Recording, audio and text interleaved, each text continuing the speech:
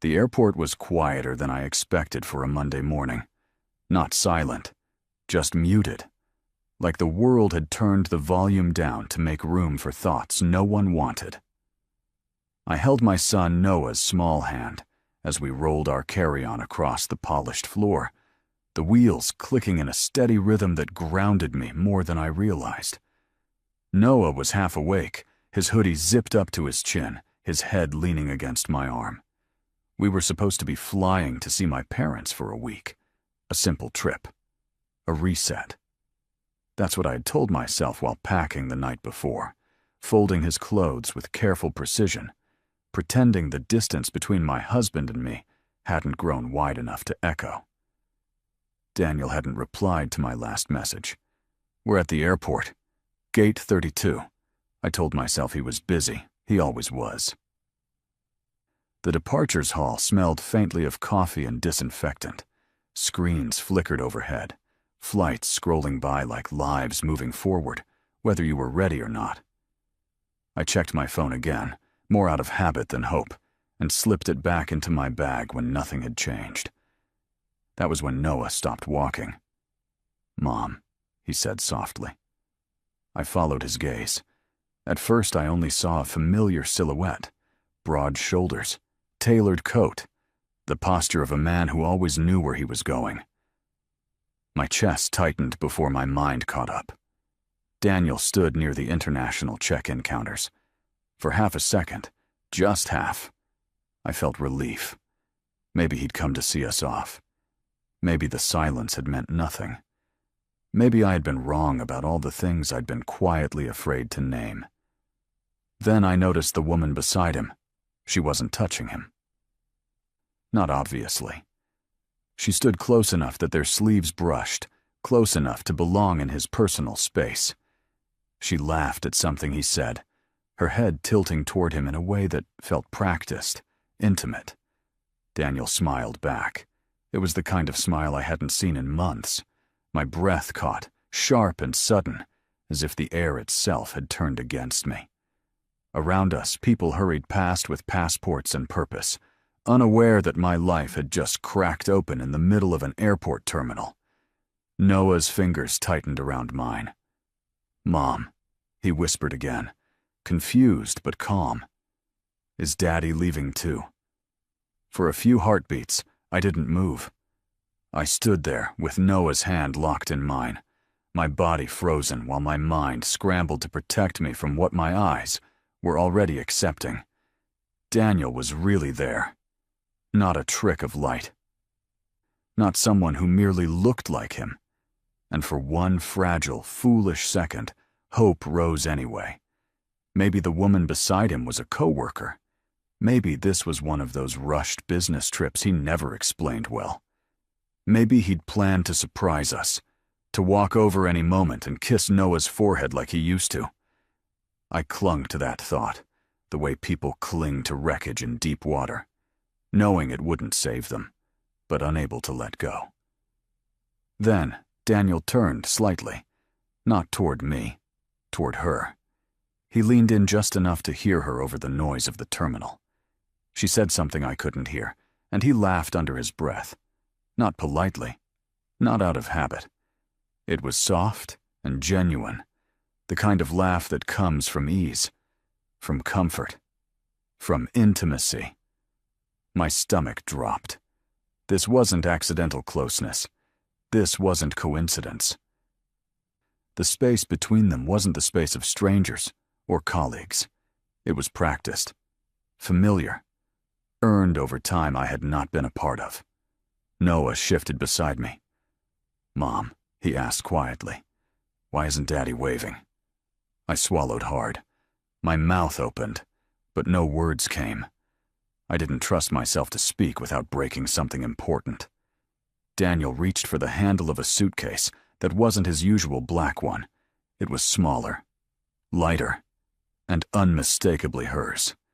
Their fingers brushed, then lingered for a fraction of a second too long to be innocent. That was when it hit me, not as panic, but as clarity. He hadn't come to see us off. He was leaving, with her.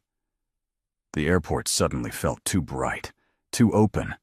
Every announcement over the loudspeaker scraped against my nerves. Every passing face felt intrusive, as if the entire terminal had front-row seats to a truth I had spent months avoiding. I should have turned away.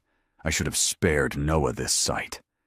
But my feet refused to move, anchored by a mix of disbelief and a need, almost desperate, to see how far Daniel would go without looking back. And then he did look back. His eyes landed on us, and the color drained from his face. Not guilt, not remorse, fear. The woman beside him followed his gaze, her expression shifting from curiosity to calculation in seconds. Her eyes moved over me, then Noah, assessing, measuring, deciding. Daniel straightened, his jaw tightening as if preparing for impact. I felt Noah's grip tighten again. In that moment, I understood something with terrifying certainty. Whatever happened next would change all of us forever. I noticed her fully only after Daniel froze. Until then, she had been a blur at his side, an outline, a presence my mind resisted giving shape to. But once Daniel's body stiffened and his breath caught, my attention shifted to her with a sharp, unwilling focus. She was younger than me, not dramatically, but enough that it showed in the way she carried herself. Confident posture, relaxed smile.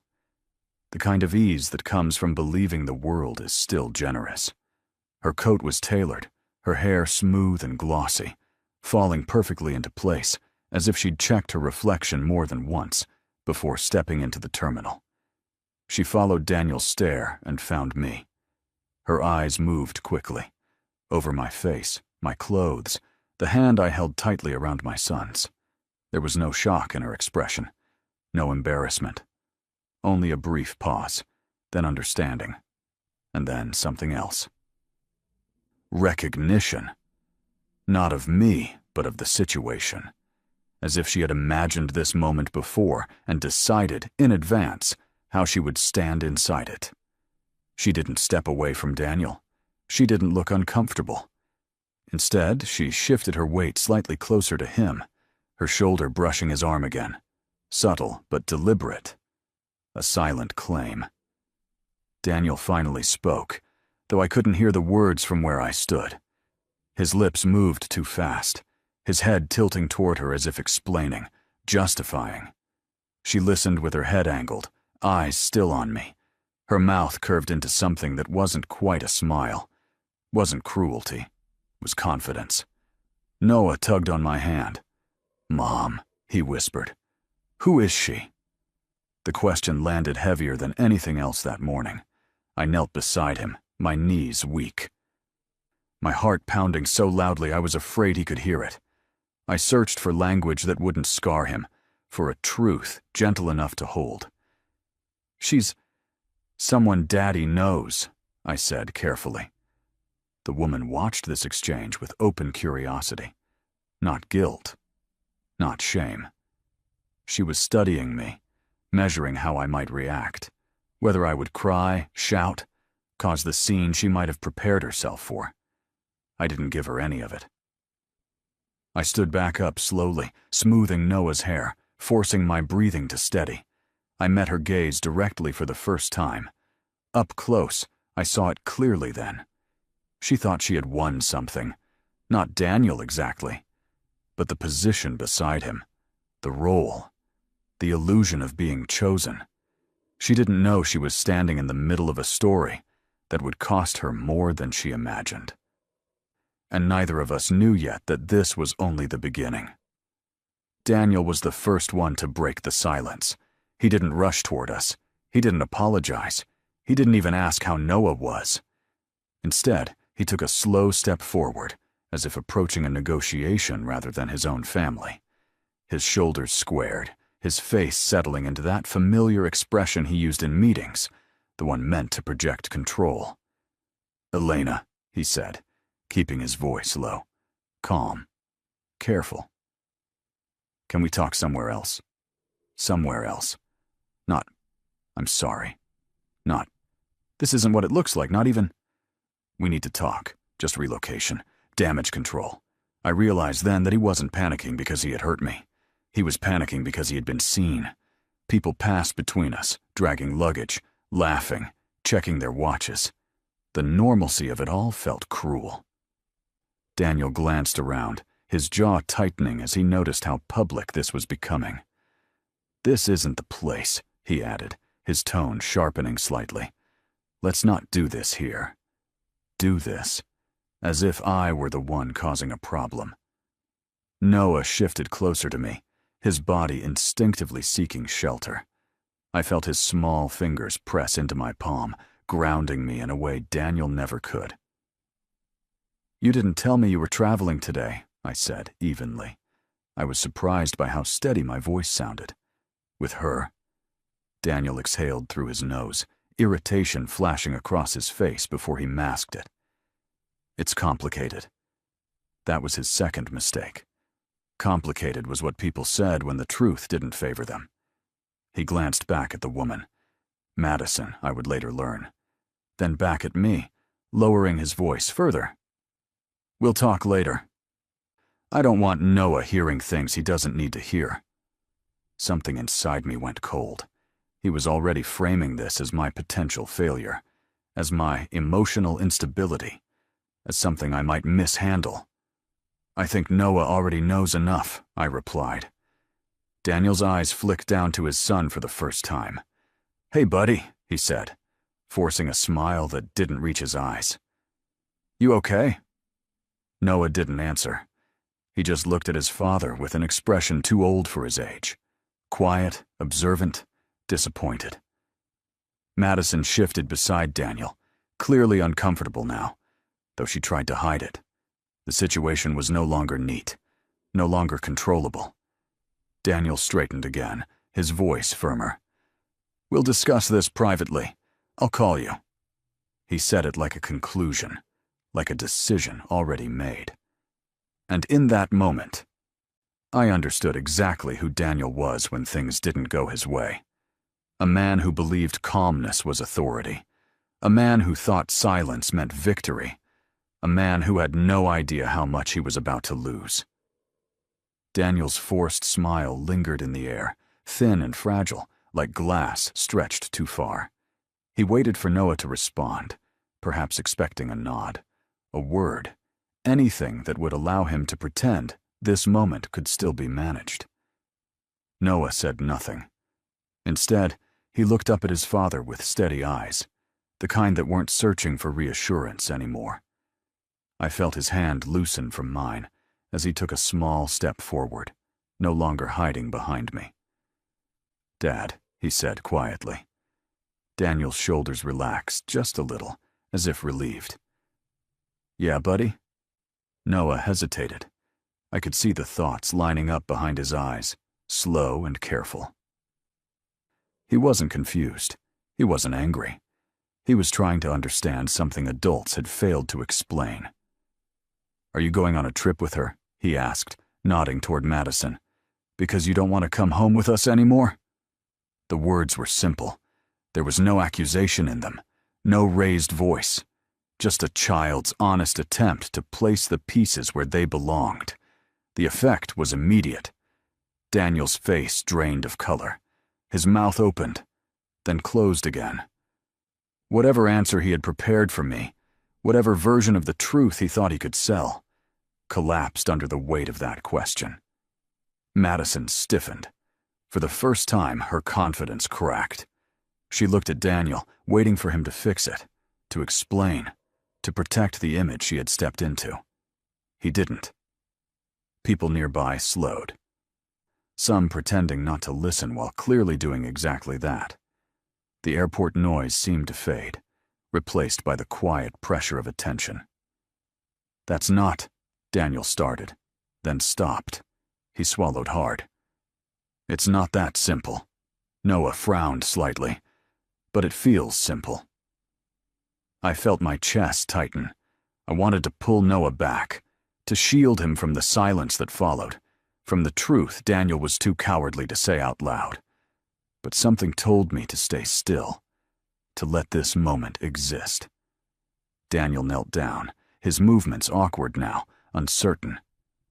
"Buddy, grown-up things can be confusing," he said, his voice rougher than before. "Sometimes people make mistakes." Noah tilted his head. "Then why do you look scared, Dad?" That did it. Daniel froze, his hands hovering uselessly in the air. He looked exactly like what he was. A man cornered not by anger or confrontation, but by a child who saw through him without effort. I felt tears burn behind my eyes, but I didn't let them fall. This wasn't the moment for my pain.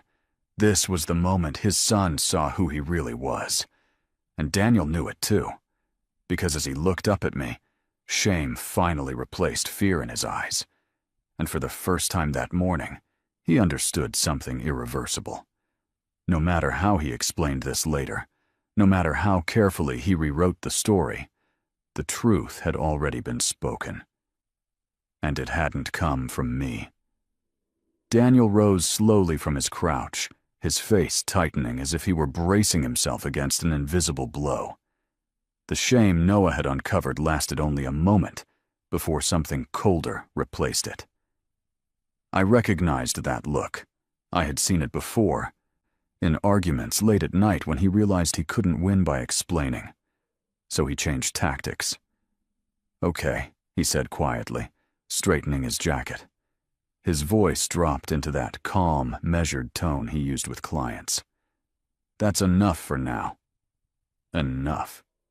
Not, "I'm sorry you heard that." Not, "I shouldn't have put you in this position." Just enough. He glanced around again, clearly aware of the eyes and ears nearby. Then he leaned toward me, lowering his voice so only I could hear.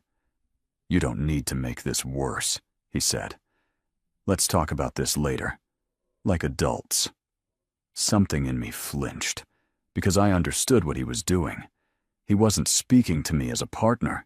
He was positioning me as a risk, as a problem to be managed before I embarrassed him further. "No one is making anything worse," I replied, just as quietly. "This is already happening." Daniel's jaw tightened. "You're emotional," he said, barely moving his lips, "and Noah doesn't need to be in the middle of it." The words landed exactly where he intended. "You're emotional. You're unstable. You're the danger here." I felt heat rise behind my eyes, anger mixing with disbelief. For years I had softened myself to keep the peace. I had swallowed frustration, delayed conversations, convinced myself that patience was strength. And now, standing in the middle of an airport with Arsen between us, he was trying to rewrite the scene so that I was the one out of control. Noah pressed closer to my side again, his small body reacting before his mind could fully process the shift. He didn't look at Daniel anymore. He looked at me. Madison shifted uncomfortably, clearly sensing the change in energy. This wasn't the clean break she had imagined. This was messy, public, human. "Daniel," I said, meeting his eyes steadily, "you don't get to decide how this looks." His expression hardened. "I'm trying to protect everyone." That was his biggest lie yet. He wasn't protecting Noah. He wasn't protecting me. He was protecting himself. A man who believed that if he stayed calm enough, quiet enough, reasonable enough, the truth would bend around him. I realized then that this moment wasn't just about betrayal. It was about control. And for the first time, I understood something that made my hand stop shaking. If I stayed silent now, he would use that silence against me later. And whatever happened next, I couldn't let that happen. Not for me, and not for my son. Madison was the first one to recover. While Daniel and I stood locked in a quiet standoff, she adjusted her posture as if reminding herself where she belonged. Her shoulders rolled back, her chin lifted slightly, and she smoothed an invisible crease in her coat. It was a small movement, almost graceful, but it carried a message louder than words. She wasn't leaving. Her eyes met mine again, openly this time. Not challenging, not apologetic. curious, studying, as if she were watching a performance and deciding whether it was going according to plan. Then she smiled. It wasn't wide or mocking. It was subtle, restrained, an expression practiced enough to pass as polite if anyone asked. But there was something underneath it that made my stomach tighten. Certainty. She believed this moment belonged to her. "Daniel," she said softly, touching his arm at last. "We're going to miss boarding if we don't move." The contact was deliberate, casual, familiar. She said it like a reminder, not a request. Daniel hesitated, just for a second. His eyes flicked to Noah, then back to Madison's hand on his sleeve. I watched the calculation happen in real time, the weighing of consequences, the instinctive choice of the path that required the least immediate discomfort. He didn't remove her hand. Instead, he nodded. "Give me a minute." Madison stepped back half a pace, but her smile lingered as she turned away, already confident in the outcome, as if she knew he would follow. I realized then that she wasn't nervous. She wasn't afraid of me or the situation. She had already decided how this story would end. In her version, Daniel would calm me down. He would explain things away. He would leave with her.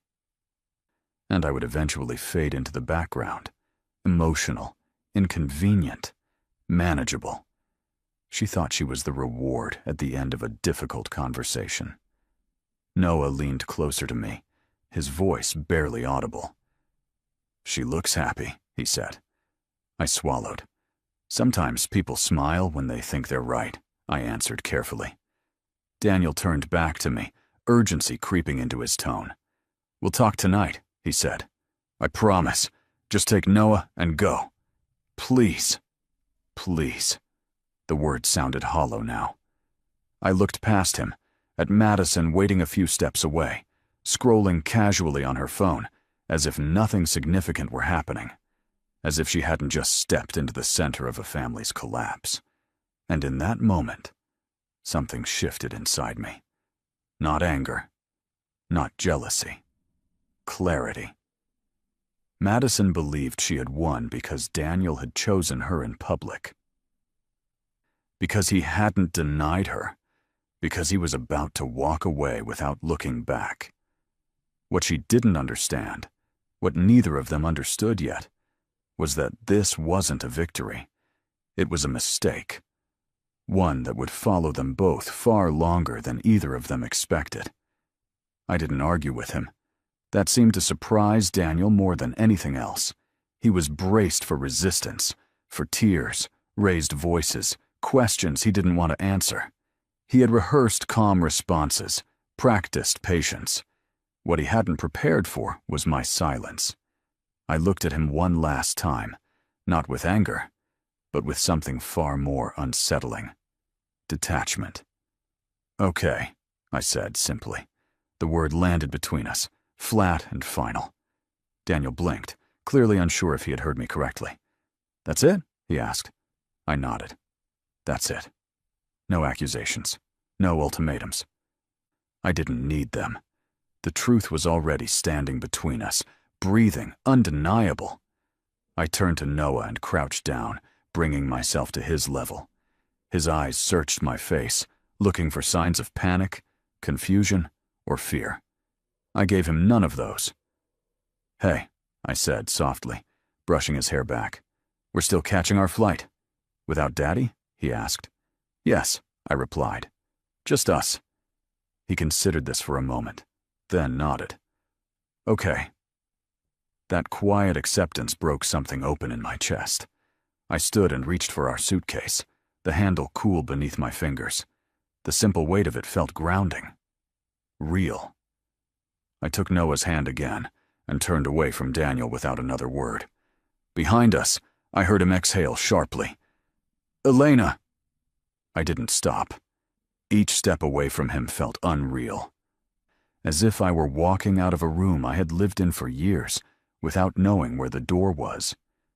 The sounds of the terminal grew louder again.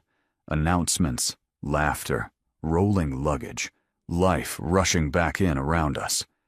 I didn't look back. I knew if I did, I might see hesitation, or regret, or fear. And none of that mattered anymore. What mattered was the way Noah's hand fit perfectly in mine, the way his steps matched mine without question, the way he trusted me completely in a moment when everything else had shifted. As we walked, my phone vibrated in my bag. I didn't check it. Not yet. Daniel could wait. The explanations could wait. The justifications, the apologies he might eventually offer. All of it could wait. Because in that moment, walking away through the crowd with my son beside me, I understood something with surprising clarity.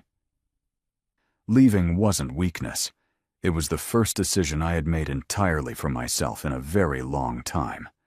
And even though I didn't know what the next hour, the next day, or the next year would bring, I knew this much for certain. Whatever happened after this would no longer be on his terms. The hotel room was quiet in the way unfamiliar places always are. Too quiet, like the walls were listening. Noah fell asleep quickly, exhausted from the morning, his small chest rising and falling in steady rhythm. I watched him for a long moment before turning off the bedside lamp, memorizing the calm on his face, as if I could store it away for later. Only then did I let myself sit on the edge of the bed. My hands were shaking. I reached for my phone, finally ready to see what I had avoided all afternoon. 3 missed calls, 2 messages from Daniel. I didn't open them, not yet. Instead, I opened our banking app, intending only to check our balance. Something ordinary, grounding. The screen loaded. Then it refreshed, and my stomach dropped. The joint account was nearly empty, not overdrawn, not frozen, just drained. Large transfers dated weeks back, amounts moved carefully, methodically. Rent, savings, the emergency fund we had promised never to touch. Gone. For a moment I couldn't breathe. My chest tightened so hard it felt physical, like a hand pressing inward. I refreshed the screen again, as if the numbers might correct themselves. They didn't. This wasn't panic spending. This wasn't an accident. This was preparation. I scrolled through the transaction history with numb fingers, each line confirming what I hadn't wanted to believe. Daniel hadn't just planned a trip. He had planned an exit. My phone buzzed again. This time it was an email. We should talk about arrangements, custody, finances. I don't want this to get messy. I stared at the words, my vision blurring. Arrangements. As if our life together were a calendar conflict. As if he hadn't already made sure I would land on my feet with nothing underneath me. I looked around the room, the neutral walls, the unfamiliar furniture, the suitcase still half unpacked. For the first time that day, fear crept in quietly, wrapping itself around my ribs. I had no backup plan, no lawyer, no separate savings, just a sleeping child and a truth that was sharper than anything I had faced before. I sat there until my legs went numb, replaying the morning in my head. The airport, his calm voice. The way he had asked me not to make this worse. Now I understood what he meant. He hadn't expected me to find out this fast. I lay down beside Noah, careful not to wake him, and stared at the ceiling until my eyes burned. Somewhere beneath the shock and fear, a new emotion began to surface. Slow, unfamiliar, and dangerous to someone like Daniel. Resolve. Because if he thought taking everything would leave me powerless, he had underestimated the one thing he had never managed to control. What I would do when I had nothing left to lose. Morning came too quickly. Noah woke up asking for cereal and cartoons, unaware that the ground beneath our lives had shifted overnight. I smiled for him, poured juice, tied his shoes with steady hands I didn't feel. I waited until he was distracted with his tablet before opening my laptop at the small desk by the window. Daniel had sent another email. The subject line was polite, neutral, almost professional. 2 steps. My pulse thudded in my ears as I opened it. He wrote about logistics, about schedules, about what would be best for Noah. He mentioned his demanding job, my flexible work, and the importance of stability. Then came the sentence that made my hands go cold. Given how emotional you were yesterday, I think it might be wise to keep conversations documented. Documented. As if I were a liability. As if he were already building a case. I scrolled down, my jaw tightening with every line. He proposed temporary custody, until things settle. He suggested I move out of the apartment permanently. He framed it all as concern, as reason, as responsibility. Not once did he mention the money. Not once did he acknowledge what he had taken. This wasn't damage control anymore. This was strategy. I closed the laptop slowly, my reflection staring back at me from the dark screen. For years, I had told myself Daniel was simply avoidant, not cruel. Conflict-averse, not calculating. I had been wrong. The knock on the door made me jump. I checked the peephole, my heart racing, then relaxed when I saw housekeeping. I declined politely and locked the door again, suddenly aware of how vulnerable I felt in an unfamiliar place. Noah looked up from his tablet. "Mom, are we okay?" I crossed the room and sat beside him, pulling him close. "We're okay," I said, choosing the words carefully. "Things are changing, but I've got you." He nodded, trusting me without hesitation. That trust felt heavier than fear. I opened my laptop again, not to respond to Daniel, but to search. Family law, custody rights, financial separation. Each new page felt like stepping into a world I had never wanted to learn, but now had no choice but to understand. By the time Noah finished breakfast, something inside me had settled. Daniel thought he had the upper hand because he had money, confidence, and a head start. He thought calm emails and careful wording could rewrite the truth. What he didn't know, what he couldn't see yet, was that by turning this into a calculation, he had made his biggest mistake. Because I was done trying to preserve the image of a marriage that no longer existed. And if he wanted this to be documented, measured, and decided on paper, then I would meet him there. Fully awake, fully present, and no longer afraid. Noah didn't say anything for most of the morning. That worried me more than tears would have. He sat quietly at the small table by the window, lining up his toy cars with unusual care, as if order itself might keep the world from shifting again. I watched him while pretending to check emails, my attention split between the screen and the subtle changes in his movements. He was thinking. Children always are, even when adults assume they aren't. When he finally spoke, his voice was soft, almost casual. "Mom." "Yes, sweetheart." He didn't look up right away. He pushed one car forward, then stopped. "Did I make Daddy sad yesterday?" The question hit me harder than Daniel's email ever could. I closed my laptop and moved closer, sitting across from him. "Why would you think that?" Noah shrugged. He looked different. Like when I break something and don't know how to fix it. My throat tightened. I reached for his hands, warm and small in mine. "You didn't make anyone sad?" I said gently. "You asked a question. That's not a bad thing." He nodded, absorbing that, but his brow stayed furrowed. He didn't answer me. I took a slow breath. "Sometimes adults don't answer because the answer is hard," I said. "Not because you shouldn't have asked." Noah was quiet for a long moment. Then he looked up at me, his eyes steady and serious, in a way that didn't match his age. "No one ever asks how you feel, Mom." The words knocked the air out of me. I stared at him, stunned, not by what he said, but by how clearly he saw, how he had noticed the silence around me long before I had named it myself. "I see it," he continued, his voice calm. "Daddy talks a lot. You listen a lot. But nobody asks you." Something inside my chest cracked open. I pulled him into my arms, holding him tighter than I meant to, breathing in the familiar scent of his hair.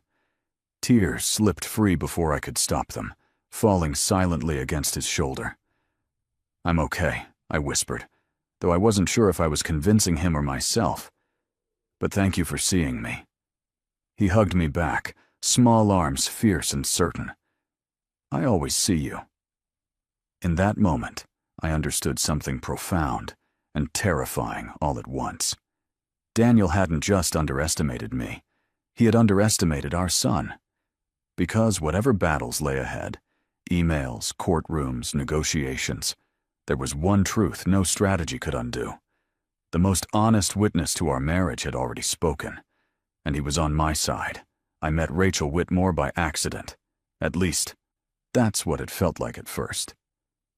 Noah was in school for the morning, and I had wandered into a quiet cafe a few blocks away, the kind with soft music and people who stayed long enough to finish entire chapters of their lives. I ordered coffee I barely tasted and opened my laptop, pretending to work while my thoughts ran in circles.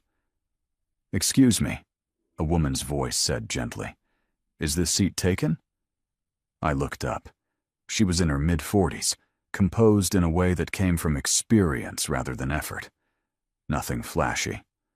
Calm eyes, the kind of presence that made you feel observed without being judged. "No," I said. "Go ahead." She smiled and sat, setting down a folder that looked heavier than it appeared. We exchanged a few polite words. The weather, the neighborhood, nothing personal. I would have forgotten her entirely if not for what happened next. She glanced at my screen as I closed an email and paused. "Daniel Carter?" she asked carefully. My spine stiffened. "Yes. How do you know that name?" She studied my face for a moment, then sighed softly. I was hoping I was wrong. Something in her tone made my chest tighten. "Wrong about what?" She didn't answer immediately. Instead, she introduced herself. "I'm Rachel Whitmore. Family law." That explained the folder. "And?" I pressed. Rachel leaned back slightly, her eyes never leaving mine. "I used to represent his former employer, and," she added, choosing her words with precision, "I was married to his boss." The room seemed to tilt. "I've seen this before," she continued. "The emails, the calm tone, the sudden concern about custody. The quiet financial shifts that leave the other person scrambling." My heart pounded. "You're saying he's done this before?" She nodded once. "Not exactly like this, but close enough that I recognized the pattern the moment I heard his name. I should have felt angry, vindicated, overwhelmed. Instead, I felt something else. Relief. Not because my situation was less painful, but because for the first time since the airport, I wasn't alone in seeing the truth. Rachel slid her card across the table. "I'm not here to push you into anything," she said. "But I don't believe in coincidence, and I don't believe you deserve to be blindsided." I stared at the card, then back at her. "What do you think I should do?" She met my gaze steadily. "I think you should stop reacting. And start preparing." As I wrapped my fingers around that small rectangle of paper, I realized something quietly powerful. Daniel had planned for my fear. He hadn't planned for someone who already knew how his story ended. Rachel didn't rush me. That was the first thing I noticed as we sat there, the cafe noise humming softly around us. She let the silence stretch, giving me space to breathe, to think, to decide whether I wanted the truth or just comfort. "I'm not asking you to trust me," she said finally. "I'm asking you to listen." I nodded. She opened the folder she had brought and slid a few pages toward me. Not documents, not evidence, but notes. Timelines. Names. Arrows drawn in the margins. "This is how it usually starts," she said, tapping the first page. "Emotional distance. Late work nights. Trips that don't quite add up." Then comes the exit strategy. My stomach tightened. "Money gets moved quietly," she continued, "not all at once. Just enough that when you notice, it's already too late to stop it. Then the tone changes. Emails become calm, polite, almost kind." I thought of Daniel's message. Next steps. My hands curled into fists beneath the table. "And custody?" I asked. Rachel's expression hardened. "That's the leverage. He frames concern as responsibility. He highlights your flexibility, your emotions, your lack of structure. He makes himself look like the stable option." I swallowed. "Did it work? Before?" She didn't answer right away. "Yes," she said finally. "At first." The words settled heavy between us. "My marriage ended differently," she added. "But I watched him advise, influence, guide. I watched women doubt themselves while he stayed calm and reasonable. By the time they realized what was happening, they were already defending instead of deciding." Something sharp and clear cut through my fear. "He thinks I'll panic," I said quietly. Rachel nodded. "He's counting on it." I stared down at the notes again, seeing my own life mapped out in someone else's handwriting. It was unsettling and empowering. "Madison," I said suddenly. "Does she know?" Rachel gave a small, almost sad smile.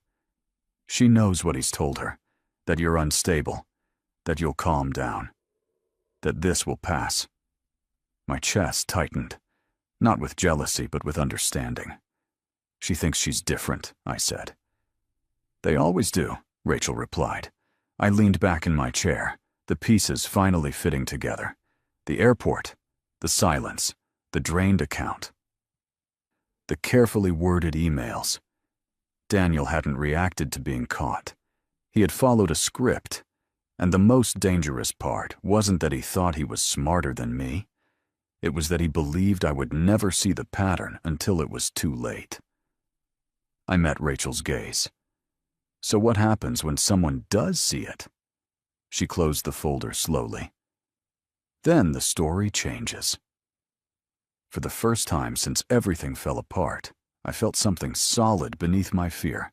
Not hope, preparation. I didn't confront Daniel after meeting Rachel. That was the first move he never saw coming. Instead of replying to his emails with emotion or outrage, I did something far more dangerous to someone like him. I went quiet, but not absent. I acknowledged messages briefly. Neutral, cooperative, reasonable, exactly the version of me he expected to control. While he relaxed, I worked. Rachel helped me open a new account in my name only. I rerouted my freelance income, small but steady, and documented every transfer Daniel had made from our joint funds. Dates, amounts, patterns. I didn't accuse him. I collected him. At night, after Noah fell asleep, I sat at the desk with my laptop and a cup of lukewarm tea, reading about custody law, financial disclosure, mediation strategy. I learned how language worked in court, how calm emails could still be evidence, how silence, when used correctly, could be power. Daniel sent another message. "I think we're handling this well. Let's keep things amicable." I almost laughed. He thought my lack of reaction meant surrender. He thought my politeness meant confusion. He mistook my restraint for weakness because that was how he had always understood me. Rachel warned me not to rush. "People like Daniel make mistakes when they believe they're winning," she said. "Let him feel safe." So I did. I agreed to a preliminary mediation date. I didn't mention the missing money. I didn't challenge his version of events. I let him talk about structure, stability, and responsibility, knowing every word was being recorded. Meanwhile, Rachel requested financial disclosures through the proper channels. Quietly. Formally. Unavoidable. When the documents came in, the picture was clear. Daniel hadn't just moved money. He had concealed it. Multiple accounts. Delayed reporting. Assets shifted under the assumption that I wouldn't notice until it was too late to matter. Rachel looked at me across her desk. "This changes things." I nodded. "I know." What Daniel didn't understand was this. I wasn't trying to punish him. I wasn't chasing revenge or public validation. I was building a foundation he couldn't shake. Every time he wrote another calm, carefully worded email, he added to the record. Every time he framed me as emotional while remaining composed himself, he revealed his strategy. And slowly, without raising my voice or making a single accusation, I stepped out of the role he had written for me. By the time he realized I wasn't reacting anymore, but responding with intent, it was already too late. Because this time, I wasn't playing defense. I was deciding the ending. Madison called me 3 days later. I didn't recognize the number at first. I almost ignored it, assuming it was another unknown caller or a delayed response from work. Something made me answer anyway. "Hi," she said, her voice too bright, too careful. "This is Madison. Daniel's friend." Friend. I closed my eyes briefly. "Yes?" There was a pause, the kind that carried nerves underneath it. "I just wanted to clear the air," she continued. "I think there's been a misunderstanding. Daniel's under a lot of pressure right now." I listened without interrupting. She spoke quickly, as if afraid I might hang up. She talked about timing, about confusion, about how relationships were complicated and no one planned to hurt anyone. The words were polished, familiar. PR language meant to soften edges without admitting fault. Then her tone shifted. "He hasn't been answering my calls," she said, irritation slipping through the calm. "And he said it's better if we take some space. For now."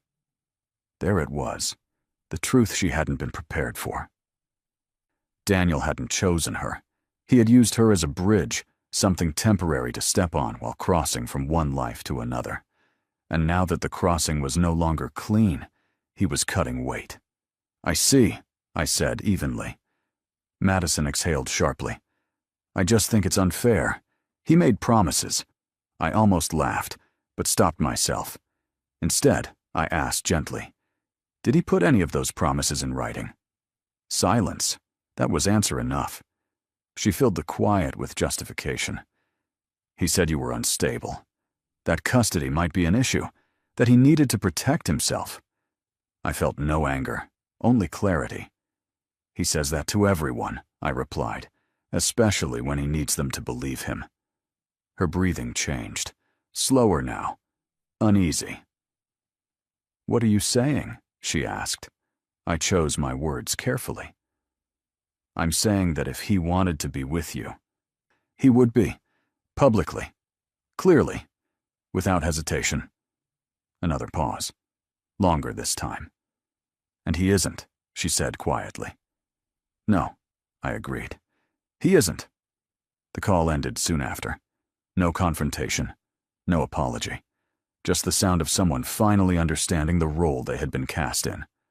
Later that evening, Rachel forwarded me an update. Daniel had withdrawn a joint appearance, requested delays, changed counsel. He was scrambling. Madison had believed she was the future, the upgrade, the reward. What she didn't realize was that Daniel never replaced people with better. He replaced them with easier. And the moment things became difficult, he did what he always did. He walked away, alone. Daniel's unraveling didn't happen all at once.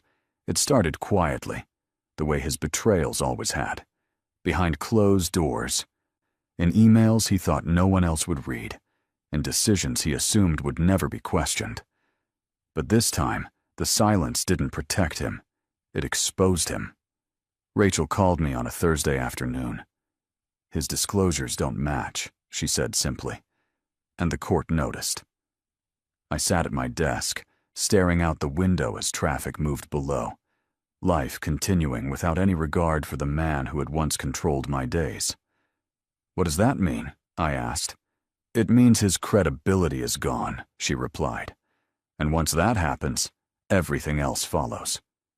Daniel missed a deadline for revised financial statements, then another. His attorney requested extensions that were granted once, then denied.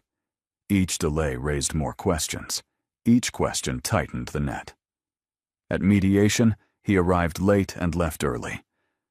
His calm demeanor cracked by irritation he could no longer hide.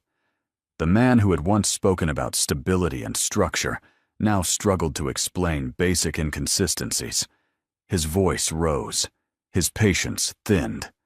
That was when the mediator stopped him. "Mr. Carter," she said evenly, "this process relies on transparency." Transparency. The word hung in the room like an accusation. Weeks later, the ruling came. Full financial disclosure. Immediate reimbursement of misappropriated funds. Temporary primary custody granted to me, with supervised visitation until further review. Not because I asked for punishment, but because the facts demanded protection. Daniel appealed, quietly, desperately, and lost. The professional consequences followed quickly. His company placed him on administrative leave pending internal review. His name disappeared from the leadership page on their website. Invitations stopped coming. Calls went unanswered. I didn't celebrate. I watched from a distance as the world he had built on image and control collapsed under the weight of his own decisions. He had believed consequences were for people who lost control. He had never imagined they would come for him while he stayed calm. The final message from him arrived late one night. I never thought it would go this far. I read it once, then closed my phone. It had always been this far. He just hadn't noticed, because until now, he'd never been the one paying the price. As I tucked Noah into bed that night, he looked up at me sleepily. "Are we safe now?" "Yes," I said without hesitation. "We are." And for the first time since the airport, I knew it was true. Daniel had lost the one thing he valued above everything else, control. And there was no appeal for that. The apartment was smaller than the one we'd left behind. The windows didn't frame a skyline, and the floors creaked when you walked too fast. But it was clean, bright in the mornings, and close to Noah's school. When we moved in, we had only what fit in the back of a rented car, and a sense of calm I hadn't felt in years. Peace, it turned out, didn't need much space. Our days found a new rhythm. Mornings were unhurried. I made coffee while Noah ate cereal at the counter, telling me about dreams that still made no sense, and math problems he already did in his head. I worked from the small desk by the window, my laptop humming softly as sunlight shifted across the walls. No one rushed me. No one questioned my tone. No one rewrote my reality. At night, after Noah fell asleep, I sat on the couch with a book I could finally finish, listening to the quiet without waiting for it to break. I didn't miss the old apartment. I didn't miss the tension disguised as normalcy. I didn't miss the way I had learned to measure my words before speaking. Freedom felt quieter than I expected. Rachel checked in occasionally, more as a friend than an attorney now. "You're doing well," she told me once. I hadn't realized how much I needed to hear that. Daniel stayed at a distance, his presence reduced to scheduled emails and brief updates, filtered through process and boundaries. He no longer asked for understanding. He no longer tried to explain. Control had left him, and with it, the certainty he once wore so confidently. Noah noticed the difference before I did. "You smile more," he said one evening as we walked home from the park. "Do I?" I asked. He nodded. "You breathe different." I laughed softly, surprised by the truth of it. I wasn't richer. I wasn't rescued. I wasn't suddenly fearless. But I was steady. I paid my own bills. I made my own decisions. I trusted my instincts without asking permission. The life we were building wasn't impressive from the outside, but it was honest, and it was ours. Sometimes late at night, I thought back to the airport, to the woman I had been standing there, frozen between hope and fear. I wished I could tell her something. Not that everything would be easy, but that everything would be real again. And that was more than enough. I met Ethan Brooks without expectation. It was at a small community fundraiser held in a converted warehouse downtown, the kind of event with folding chairs, soft lighting, and people who came to listen rather than be seen. Noah was at a friend's house, and I had gone alone, more out of habit than hope. Ethan was speaking when I arrived. He stood at the front of the room, not commanding attention, just holding it. His voice was steady, unhurried.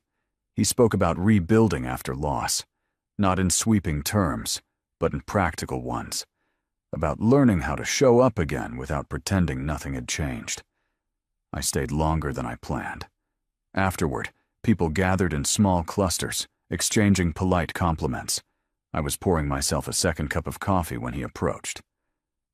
"Thank you for coming," he said, as if he genuinely meant it.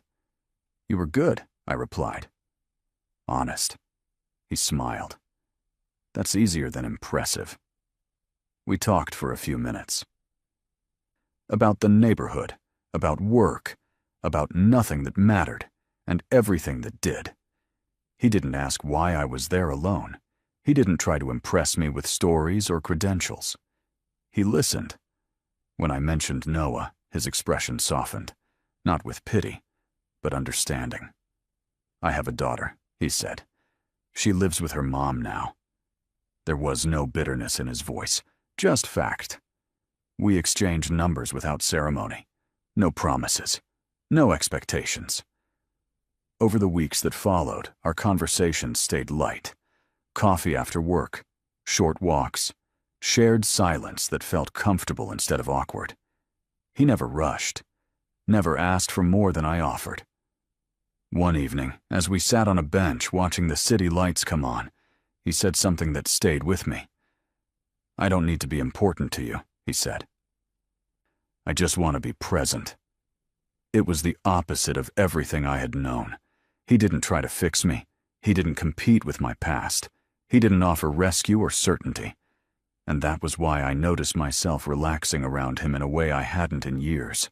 Ethan wasn't the reward at the end of survival. He was a possibility that appeared only after I had learned how to stand on my own. And for the first time, that felt like enough to consider more. We didn't rush it. That was the unspoken agreement between Ethan and me from the beginning. Time had already taught us what happened when people confused urgency with certainty. So we moved slowly, letting trust grow in the quiet spaces between conversations. Noah met Ethan months later, not as someone special, but as a friend who came by with coffee and stayed to help with homework. Ethan never tried to win him over. He never crossed boundaries or offered opinions that weren't asked for. He showed up consistently and let Noah decide what that meant. One evening, as we cleaned up dinner, Noah looked up and said, "He makes the house calmer." I smiled. Ethan said nothing. The proposal happened on an ordinary afternoon. We were walking through a small park near our apartment, leaves crunching under our feet. Ethan stopped near a bench, took a breath, and asked a question that didn't feel like a performance. "Would you like to build a life together?" he asked. "At your pace." There was no ring in his hand, no audience, just sincerity. I said yes. The wedding was small, a backyard borrowed from a friend. White chairs, simple flowers, nothing extravagant, nothing meant to impress. Noah walked beside me, holding the rings in a small wooden box he had chosen himself. When he handed them over, he whispered, "Mom looks happy." I was. Not the kind of happiness that dazzles or demands attention, the kind that settles into your bones and stays. Daniel wasn't there. He didn't need to be. He had become part of a chapter that no longer needed revisiting. As Ethan and I exchanged vows, there were no promises about forever being easy, only promises about honesty, patience, and showing up even when it was uncomfortable. Later, as the sun dipped low and people laughed softly around us, Noah ran up and wrapped his arms around both of us. "This feels right," he said simply. That was all the validation I needed. The life I had lost at the airport had once felt like everything. But standing there, barefoot on grass, surrounded by people who saw me clearly, I understood the truth. I hadn't been replaced. I had been redirected. And what I found on the other side wasn't revenge or victory. It was peace. I passed through the same airport again 2 years later. Different terminal, different season. Same polished floors reflecting overhead lights. The sound of rolling suitcases still echoed the way it always had, a familiar rhythm I once associated with endings. This time, Noah walked beside me, taller now, his backpack slung over one shoulder. Ethan was a few steps ahead, checking our gait, turning back every so often to make sure we were close. Not out of control, out of care. I stopped for a moment without realizing it. The memory rose uninvited, the exact spot where my life had split open, where hope had died, and something harder had taken its place. I remembered the weight in my chest, the way my hand had tightened around Noah's, the disbelief that had frozen my feet. Ethan noticed and came back. "You okay?" he asked gently. I nodded. "Yeah, just remembering." He didn't ask what. He didn't need to. Noah looked up at me. "This is where Daddy left," he said. Not accusing, not sad, just stating a fact. "Yes," I said. "It is." He thought about that, then shrugged. "I'm glad you didn't." So was I.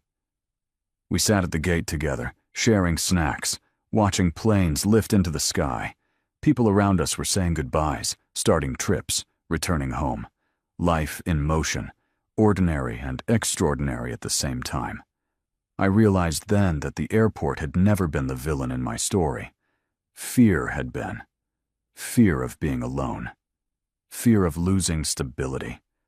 Fear of seeing the truth and not surviving it. I had survived it. Not by becoming stronger in the way people talk about strength, but by becoming clearer. By choosing honesty over comfort. By walking away when staying would have erased me. Daniel faded into the background of my life the way unresolved chapters sometimes do. Not forgiven. Not hated. Simply no longer central. His consequences had been fair, his role complete. What remained was what I had built. A family defined by presence, not performance. A marriage grounded in respect, not power. A child who had learned that truth, spoken gently, was still truth. As our boarding group was called, Ethan took my hand. Noah stepped between us, grinning as if this were just another adventure. And it was. I looked once more at the terminal behind us, then turned forward without hesitation. Some endings break you. Others free you. That day at the airport had been both, and walking away from it now, I understood the final truth of my story. I hadn't lost my life there. I had found it. As this story comes to a close, let's pause for a moment. Because if you're still here with us right now, something in this journey likely touched your heart in a quiet but real way. This wasn't just a story about betrayal or loss. It was a reminder that life doesn't break us in the moments we expect, but it often rebuilds us in ways we never planned. One of the core lessons here echoes the wisdom of Stoic philosophy.